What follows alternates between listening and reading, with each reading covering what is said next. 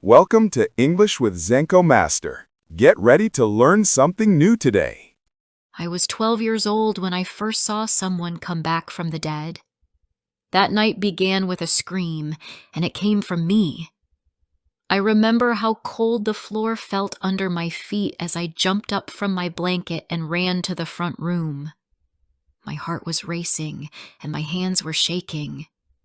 It was the middle of the night, and someone was knocking on our door. Not once, but 3 times, each knock louder than the one before. I thought it was a dream. I wanted it to be a dream, but it wasn't. My father was already walking toward the door when I entered the room. He looked calm, as if nothing strange was happening. I stayed behind him, my body tense, ready to run. The door opened slowly, and I felt a chill in my chest. There, standing under the moonlight, was the one person I was most afraid of in our quiet little street. It was Mrs. Noor, the old woman who lived alone at the end of the road. She always wore dark clothes and never spoke much to anyone. Children said her eyes could see into your soul. They said her daughter had died and that she kept her ghost in the house. I didn't know if any of that was true, but I had never liked walking past her door. She looked at my father and asked for sugar. That was all. Her voice was soft and tired. My father nodded and went to the kitchen. I stood still, not saying anything, but I could feel her eyes on me. I wanted to look away, but something about her made me freeze. She wasn't smiling. She wasn't angry. She just looked empty. When she took the sugar and walked away, I finally breathed again. My father asked me why I looked so afraid. I didn't know what to say. I felt silly. I was old enough not to believe in ghost stories, but something about Mrs. Noor always made me feel cold inside. He told me she had lost her daughter many years ago. She had once been a kind and happy woman, but life had taken too much from her. I tried to understand, but that night, I couldn't forget her face. Later, after everyone went back to sleep, I sat by the small window in my room and looked out at the quiet street. The moon was high and the shadows were long. My eyes stopped at her house. The window was open just a little, and I saw a faint light inside. I remembered something from when I was younger. One day, before my mother passed away, she took me to Mrs. Noor's house. It was the only time I had been inside. The house was small and smelled like old books and flowers. There was a wooden box on the shelf, shaped like a music box. I remember touching it, and for a moment I thought I heard music. But when I opened it, it was silent. My mother smiled and said, maybe it only played for those with a strong heart. I never forgot those words. After my mother died, I never saw the music box again. I didn't return to that house, and I never asked about it. But now, something inside me wanted to see it again. Maybe I wanted to feel close to my mother. Maybe I just wanted to know if that moment had been real. The next day, I stayed home from school. I told my father I had a headache, and he believed me. He left early for the shop. As soon as I was alone, I put on my coat and crossed the street. The air was still and dry. When I reached Mrs. Noor's door, I hesitated. My hand stopped just before knocking. I told myself I would only look through the window and then go home. But before I could decide, the door opened a little. It wasn't locked.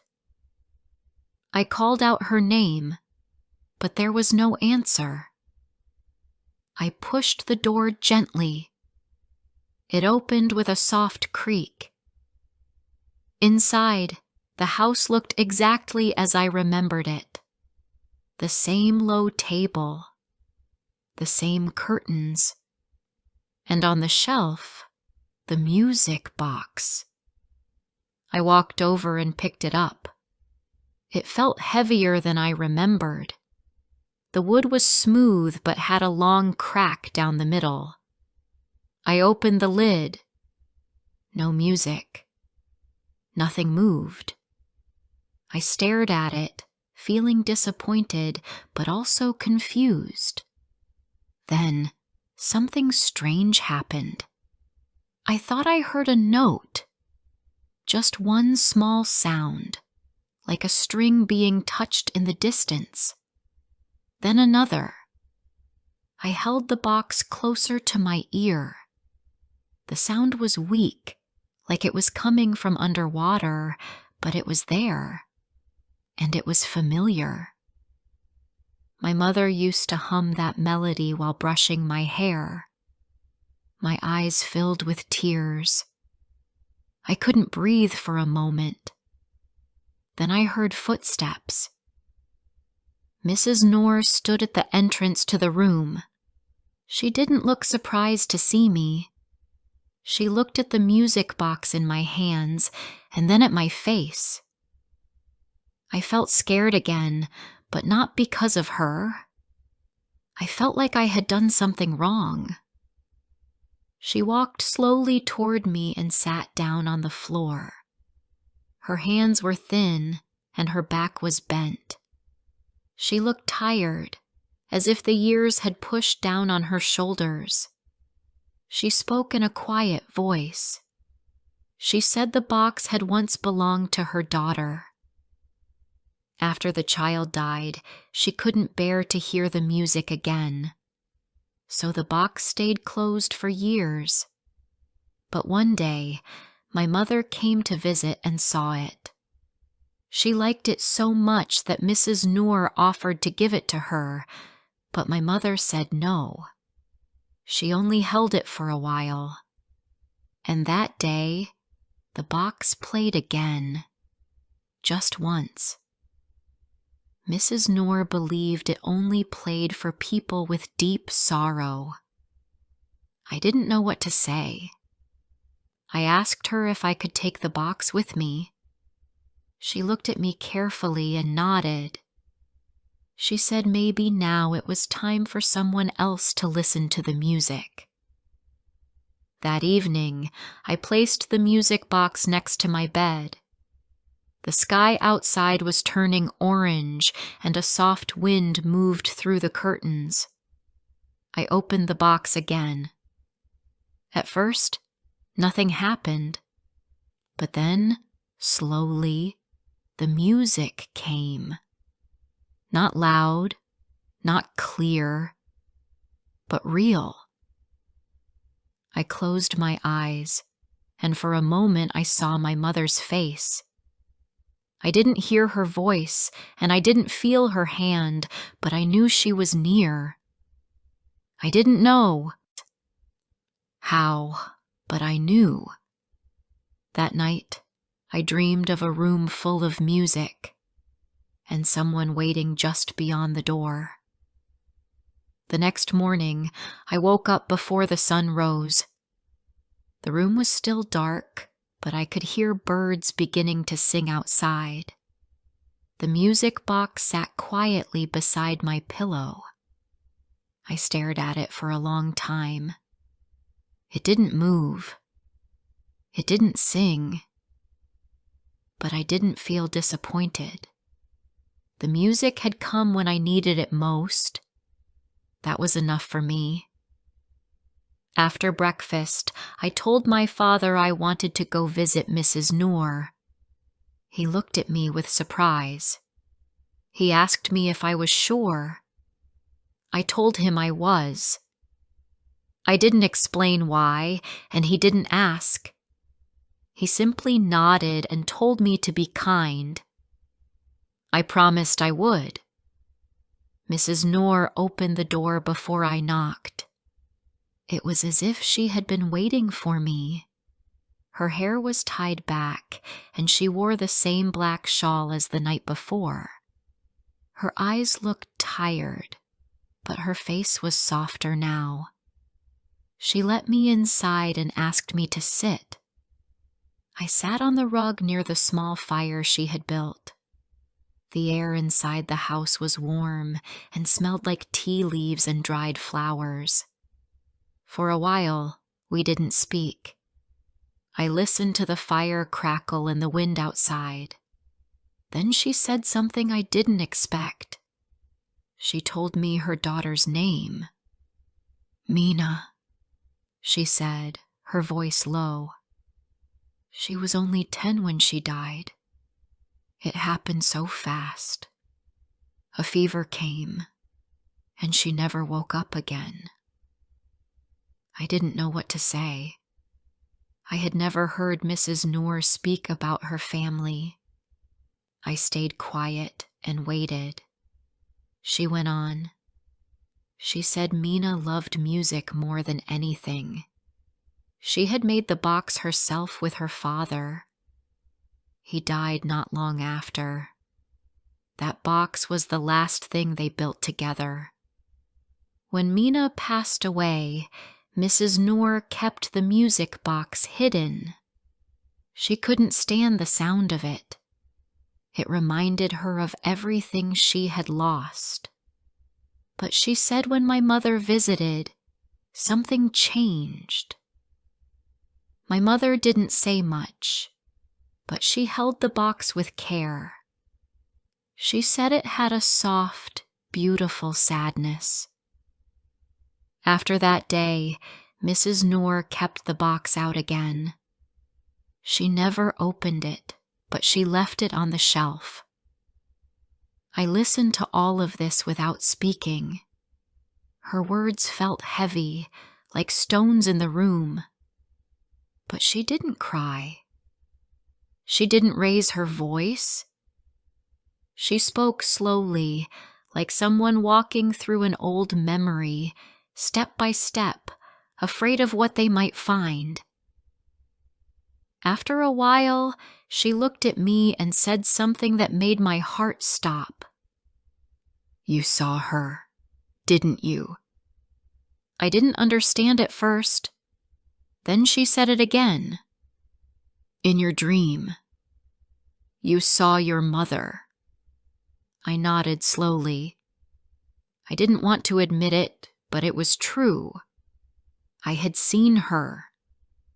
Not clearly, but enough to feel her near me. I asked Mrs. Noor how she knew. She said the box didn't just play music.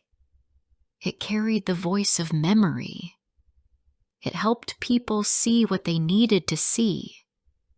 Not with their eyes, but with their hearts.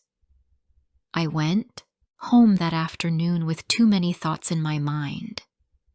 I wanted to ask my father about dreams and spirits and things we can't explain, but I kept quiet. Some things, I felt, were meant to stay silent. That evening, my father sat down beside me and asked about Mrs. Noor. I told him what she had said about her daughter. He was quiet for a moment, then said he remembered Mina. He said she used to laugh loudly and that her laughter could fill the whole street. He said it was one of the happiest sounds he ever heard. He also said he remembered the day they buried her. It had rained. It almost never rained in our town, but that day, the sky cried with the family. After that, he never saw Mrs. Noor smile again. Later that night, While brushing my hair, I looked at the music box again. I asked myself if it was really magic, or was it just full of sadness and memory? I didn't have an answer. The days passed, and I started going to school again. I didn't tell anyone about the box. It felt too personal, too sacred. At school, everything felt louder, faster, and more difficult to follow. My friends talked about movies, clothes, and exemisses. I listened, but my heart was somewhere else. One afternoon, as I was walking home, I saw something strange. Mrs. Noor's door was open wide. She was not inside. I called out for her, but no one answered. I stepped inside, worried something had happened. The house was still, but the shelf where the music box once stood was empty. In its place was a small envelope. It had my name on it. I opened it with shaking hands. Inside was a letter written in soft, neat handwriting. "My dear Layla," it said, "I have gone on a short journey. There is someone I need to visit before my time comes. You brought something back to me that I thought I had lost forever. Hope. Please keep the box. And remember, it only plays for the honest heart." I didn't know where she had gone. I didn't ask anyone. I just went home, held the letter, and cried. A week passed, then 2. The 3rd week, my father came home with a letter in his hand. It was from Mrs. Noor. She had written from a village far away, where her sister lived. She said she was doing well. She was helping in a small school, teaching children how to read. She said the laughter of children reminded her of Mina. She said she would return one day, but not soon. That evening, I placed the music box on the table and sat across from my father. I told him everything. I told him how the box sang to me, how I saw my mother in my dreamuses, how I believed something inside the box was more than just music. My father didn't laugh. He didn't look surprised. He said he believed in love, and love never disappears, even when people do. He said some things come back to us when we're ready to see them. After that, the music box stayed on my shelf. I didn't open it every day. I waited for the quiet moments, when the house was still and my heart felt soft. Sometimes it played, sometimes it didn't. But each time it sang, I felt something warm inside me, like a voice saying, "I'm still here." One evening, weeks later, I opened it again. The music came, strong and beautiful. I closed my eyes. This time, I didn't see a shadow. I saw my mother standing in a field of yellow flowers. She wasn't speaking. She wasn't moving. But she was smiling, and I smiled back. That night, I wrote a letter to Mrs. Noor. I told her the box still played. I told her I still missed my mother, but the pain wasn't as heavy. I told her I was thankful. I never got a reply, but I knew she had read it. Somewhere, far away, she had read it and smiled. Because sometimes, words don't need answers. Sometimes, silence is enough. and the music always comes back. Time moved forward, as it always does. The days became longer, and the cold nights of winter began to disappear. Our town slowly warmed again. The flowers in the small garden behind our house started to bloom. The birds sang louder in the morning. Life felt a little lighter, but something inside me stayed the same. I still thought about Mrs. Noor, about my mother, and about the music box. I never told anyone at school what had happened. I didn't know how to explain it without sounding strange. Most people didn't believe in magic. Most people didn't believe in voices coming from a wooden box. But I didn't care. I had heard what I heard. I had seen what I saw. And even if no one believed me, I would always remember it clearly. One Sunday afternoon, my father and I went to visit an old friend of his who lived in another town. We took a long bus ride through hills and dry fields. On the way back, we stopped at a small market. I walked past the stalls of fruit and clothing and books. Then something caught my eye. It was an old man sitting on the ground with a few wooden objects placed in front of him. One of them looked just like the music box I had. But this one had no crack. It was painted in bright red and gold, and when I touched it, it felt warm from the sun. The man looked up at me and smiled. He said, "Music boxes are special things. They hold more than sound. They hold memory." I asked him where he had learned to make them. He said he once worked with a man who used to make one-of-a-kind pieces for children who had lost someone.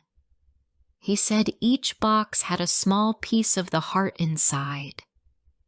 He didn't explain more than that, and I didn't ask. I bought a small carved bird from him and thanked him. As I walked back to the bus, I felt something pull at my chest. I felt that maybe the story of the music box was bigger than just me. Maybe there were other boxes out there, other people holding on to someone they loved. Weeks passed. I opened the box only when I was alone. Sometimes the music came, and sometimes it didn't. I started writing letters to my mother. I didn't send them, of course. I kept them in a small notebook under my bed. In those letters, I told her about school, about my dreams, about how I missed her laugh and her smell and the way she held my face in her hands. One night, I had a strange dream. I was standing in a long hallway filled with doors. Some were open and some were locked. I walked slowly, touching each door with my fingers. At the end of the hall was one door that looked different. It had no handle, just a small crack, like the one in the music box. I leaned in and heard something behind it. It was her voice. My mother. She was singing the same song from the box. I woke up with tears on my face. That morning, something inside me changed. I felt stronger. Not because I was no longer sad, but because I knew now that sadness could live beside hope. I missed my mother every day, but I wasn't broken anymore. I could carry her love and still move forward. I wanted to do something with that feeling. I wanted to give something back. So I went to my father and told him I had an idea. He listened, smiling as I explained. I wanted to invite the neighborhood children to our house once a week, just for an hour. I wanted to read stories to them, tell them old songs, and show them how to make simple crafts. I wanted to bring laughter back to the street, the kind of laughter Mina used to bring, the kind of joy Mrs. Noor had lost. My father helped me clean the small room near the back of the house. We brought in some cushions, a few small chairs, and a low table. I made a sign from cardboard and paint. It read, Layla's Corner, for stories, songs, and smiles. I felt nervous on the first day, but to my surprise, more than 10 children came. Some were younger than me. A few were my age. They brought their cousins, their friends, and even their little brothers and sisters. I read them my favorite story about a tree that could talk. We sang a song about a traveling cat. And then I showed them the music box. I didn't tell them the full story, but I said it was special. I told them that sometimes, if you're quiet enough and kind enough, it plays a song that touches your heart. They all wanted to hear it. I opened the box. The music didn't play. One of the younger girls looked sad, but I just smiled and said, maybe next time. After that, Layla's Corner became a weekly thing. Every Friday afternoon, the children came and filled the room with laughter, questions, and creativity. I felt proud. I felt useful. I felt like I was making something good out of my pain. One Friday, while I was putting away the books, a girl named Reem stayed behind. She was usually shy, always sitting in the corner and drawing. That day, she stood in front of me and asked, "Can I try the box?" I nodded and handed it to her. She opened it gently and stared at it. For a few seconds, nothing happened. Then the music started. But it wasn't the same song. It was a slower, sadder tune. One I had never heard before. Reem's eyes filled with tears. She closed the box quickly and handed it back to me without a word. I didn't ask her what she heard. I just hugged her. That night, I sat with the box and stared at it. It had changed again. It was no longer just about me and my mother. It had become something more, something larger, a bridge between memories and healing. Weeks later, my father received a letter. It was from Mrs. Noor. She wrote that she was not returning. She had decided to stay in the village with her sister. She had found a new purpose. She was teaching music to children who had never heard a song before. She said that the sadness had not left her, but it had changed shape. It had become something she could live with, something she could use. She thanked me. She said the music box was always meant to be passed on, from one heart to another. I cried after reading that letter, but it was not the same kind of cry. It was not from pain. It was from love. I never saw Mrs. Noor again, but sometimes when I open the box and the music plays, I feel her near. I feel Mina near. And I feel my mother always.